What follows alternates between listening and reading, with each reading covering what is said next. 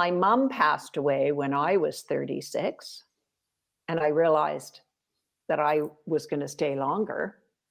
I thought, you know what, I need to dig into my life and really find out what the meaning is of my life. And I remember one time I saw my older sister, and she was lying, we were on vacation together, and she was lying on this couch under this like quilt.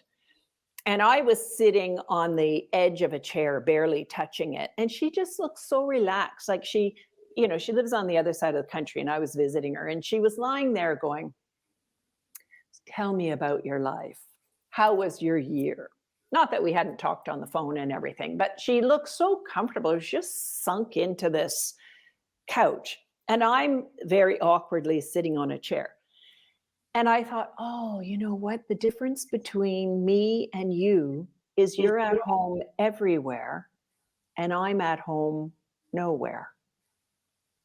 And in that moment, I thought, I am going to find the exquisiteness of my life. There's a reason why I'm here. There's a reason why I'm having all of these experiences. And I was a teacher, and I love teaching. That was my passion. And I got quite a bit of recognition out of my teaching. So I had good confirmation I was doing a good job. But I had that sense that I was a stranger here on earth.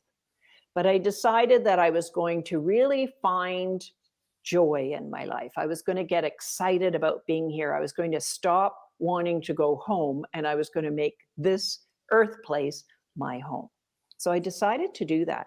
And guess what happened? As soon as I decided to do that, I got the biggest vision of my life. More than you are to be a teacher.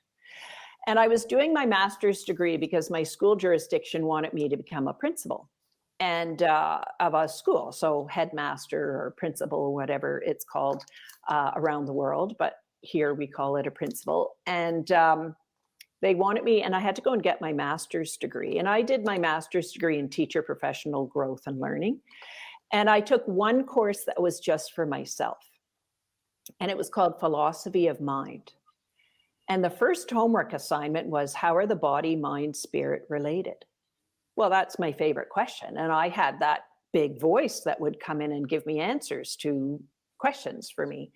And so I came home, and I have a system, like I have to make sure all my floors are shiny, everything's tidied up, decluttered place. I lit a candle. I love to use these yellow pads of paper to write down when I have visions and that. So I was writing it down on my yellow pad of paper, and I laid on the couch, and I said, so I talked to that booming voice, and I said, so what's the answer? How are the body, mind, spirit related?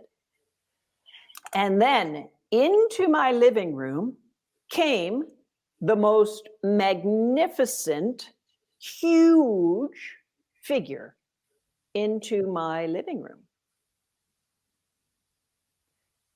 And it started answering the question. And it was like as if it was so excited I asked. And what it told me was, we have more than 3 dimensions. We have 5 dimensions. That's why we have 5 fingers, so that we can have you attended all 5 dimensions today. Now, this is my second book, and I'm going to show it because I put this on here so that when I do talks like this, I have a visual. So it said we have 5 dimensions, and I like how this is, it looks like a stick figure, but you have 5 dimensions. You have a body, a mind, a spirit, a soul, and oneness.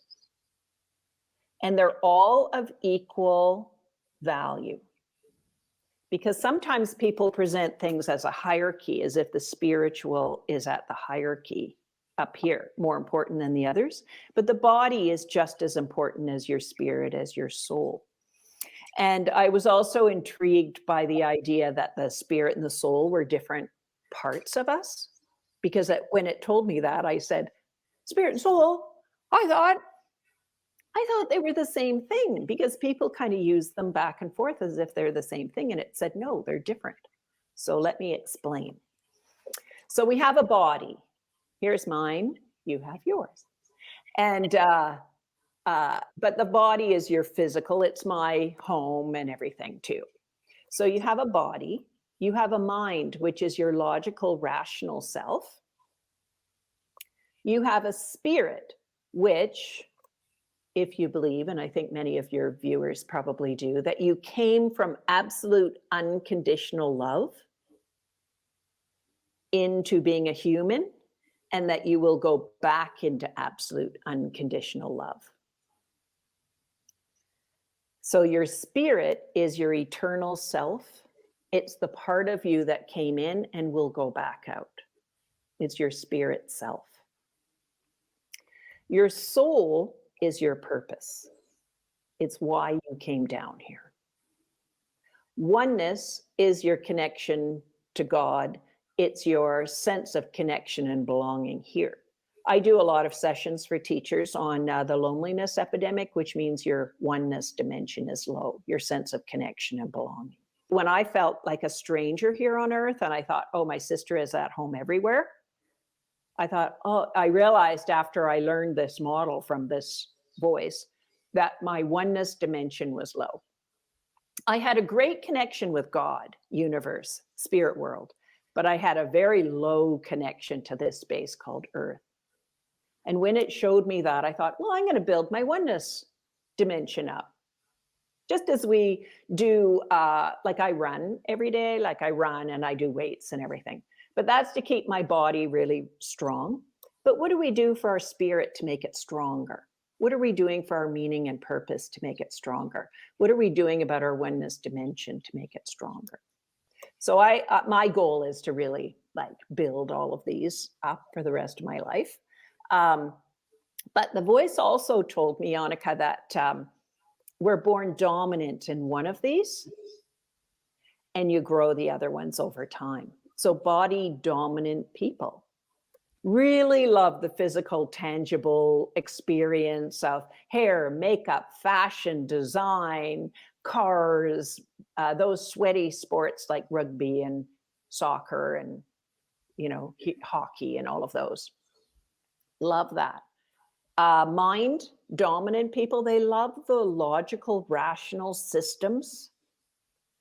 Being managers, organizing, creating systems for people, Excel spreadsheets. I have a mind dominant daughter, and she doesn't get all this woo-woo stuff that I do, but she said, Mom, whatever you need in an Excel spreadsheet, I'm your girl, right? And spirit dominant, I categorize myself as a spirit dominant. So spirit dominant, because they are unconditional love. They know they have a connection. So they are dominant in their spirit is the dominant part of themselves. And quite often, they find this world to be overly harsh and abrasive. That sounds like me. Yeah, you look out at a world, and Jannica, unnecessarily harsh and abrasive. It doesn't have to be that way. And that's why they want to go home. To watch the full video, click the link below, and I would love it if you would subscribe to my channel.